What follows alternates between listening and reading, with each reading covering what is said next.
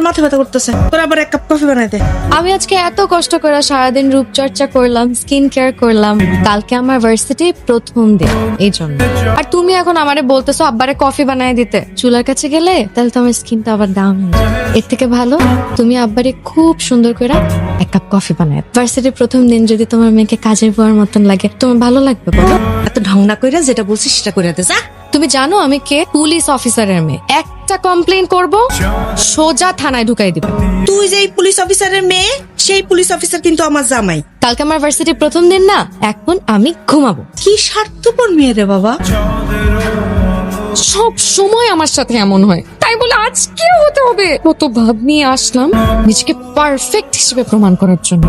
এই মেয়ে, এই এদিকে আসো, এদিকে। এই যে নাও লিপস্টিক, এটা সুন্দর মতো ঠোঁটে দিয়ে ওর গালে একটা চুমু দাও। আমার বাবা কিন্তু পুলিশ। মামুনি, এটা ইউনিভার্সিটি, এখানে পুলিশের ভয় দেখিয়ে কোনো লাভ নাই। যেটা বলছি ওইটা করো। এই এই পুলিশ, নাম কি? মারজান। এই ক্যাম্পাসে কেউ যদি ডিস্টার্ব করে তুমি সোজা বলবা আমি রোশনের গার্লফ্রেন্ড। একটা মানুষ এত সুন্দর কিভাবে? যেমন সুন্দর নাক, তেমন সুন্দর চুল, ঠোঁটগুলো সুন্দর, চুলগুলো সুন্দর। Decision final. কিসের ডিসিশন? বিয়ে করলে আমি ওরই করবো। মামা বেশি সিরিয়াস হইস না, তারপর আমার কথাটাই বুঝ। আজকের দিনটি আপনার জন্য অনেক শুভ। আজকের দিনে আপনার ভালোবাসার মানুষের সাথে দেখা হবে।